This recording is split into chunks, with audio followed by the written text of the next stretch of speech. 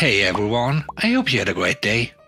In this video we are looking at some new r/idontworkherelady stories. I hope you enjoy them. The first story is called Manager Karen Thinks I Work For Her. I was a promoter for a company with a wide range of products where I promote their product in another company's store.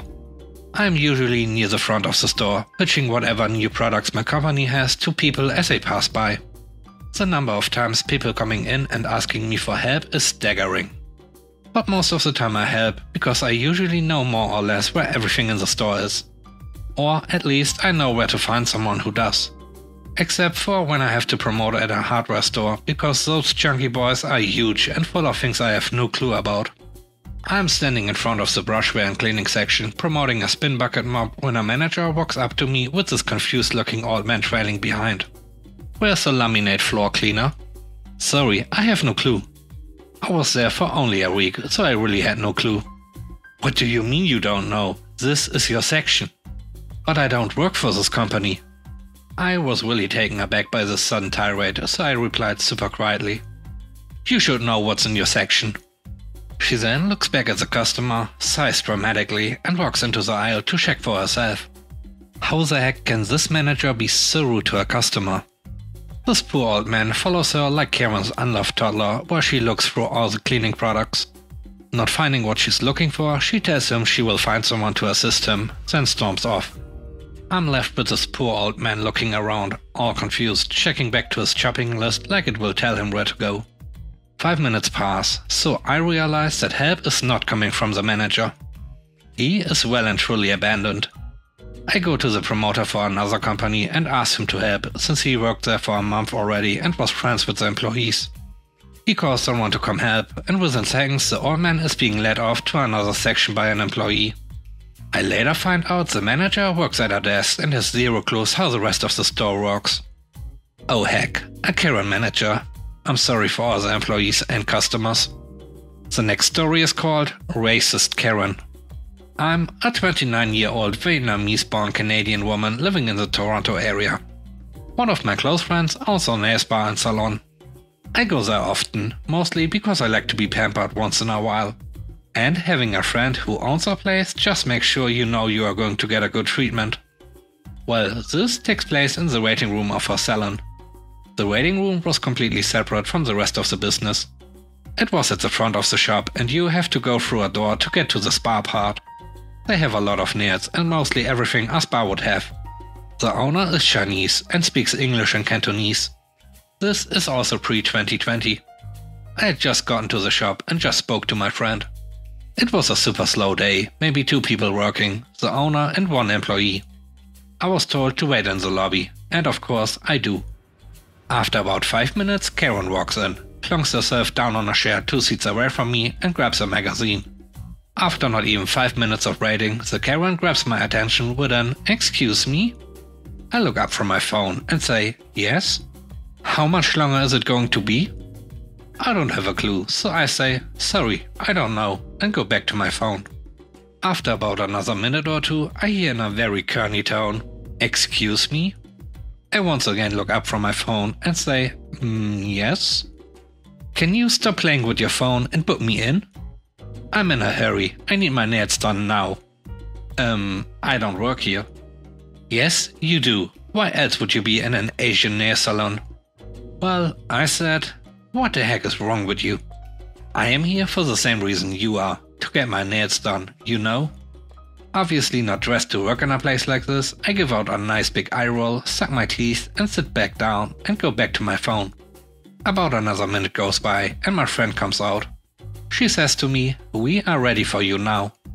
The Karen stands up and starts to walk to the door. My friend immediately knew that she was trying to steal my spot and said, "Sorry, I was calling my friend over there." "No, it's my appointment." Well, it didn't work the way Karen wanted.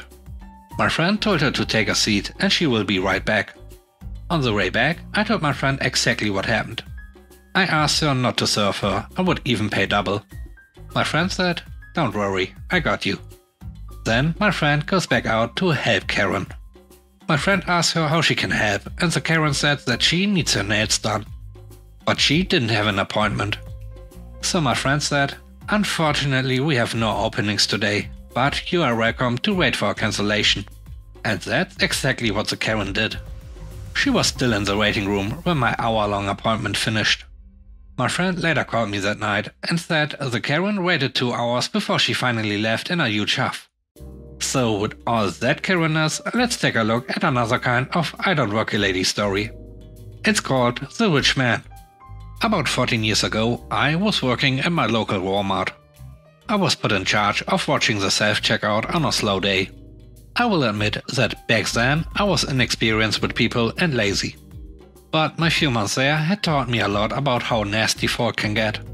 A mom comes rushing to the self-checkout with her sick kid in her cart. He does not look well, and I hear him saying as they come up, "I don't feel good, Mom. I wanna go home."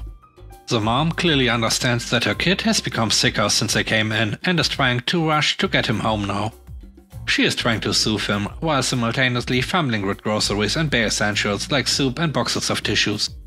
"I know, sweetie. I'm sorry. Mommy is going as fast as she can." Well, along comes a man. He has on what has to be the most expensive jacket I have ever seen. He is full business. Gold watch, tie, pricey shoes, perfect haircut, carrying a lot of coffee. Everything about him makes me glad this is self-checkout, because my track record with rich folk treating me bad here is almost 100%. He begins checking out directly across from the mom and her kid, his back facing them. Suddenly, the kid starts to squirm and look around wildly. "Mom, Mom, Mom, I need the restroom." The mom looks up from the checkout and sees that the kid is not going to make it through her checkout. She practically flies around the cart and picks him up. And he projectile vomits across the self-checkout all over the man's expensive jacket. My jaw drops. It can't be real. As I begin to react, I'm watching the man. He drops his coffee and is stunned for a moment when something I was not ready for happens. He turns around, quickly removing the jacket, dumps it on the floor and walks quickly over to the mom and her kid, kneeling because they are now on the ground. The mom was comforting her crying child with her eyes practically begging for mercy at this point. The man asked, "Is he okay?" I walk out with towels already on the radio for cleanup and hand him one. He used it to help clean up the mom. He might have the stomach flu. I just needed to pick up some things to take care of him. I am so sorry. It's okay, let's get him cleaned up. The mom seems to finally really see the man and how he is dressed for the first time and what happened to him. "Oh my god. Do you work here?" The man was wiping vomit off her back while I started on the floor. "No ma'am, just a dad myself. Hate to see a kid not feeling well." The mom was so embarrassed that she didn't really speak again other than a meager thank you as we finished cleaning up. The man helped her finish checking out personally. I helped him put his certainly ruined jacket in a garbage bag to take home and he checked out as well. I asked him if there was anything else I could do for him and he politely declined and left the store. I will never forget how that man reacted that day. For all his obvious wealth, he was his last priority at that moment, even as a victim himself. He didn't complain about the mess or that he might get the kid's flu or his ruined jacket, nothing. And he certainly did more to help than me, the actual employee. Thanks for watching the video. I hope you enjoyed it. If you did, please leave a like and subscribe if you want to see more videos. I hope you have a great day. See you soon. Bye bye.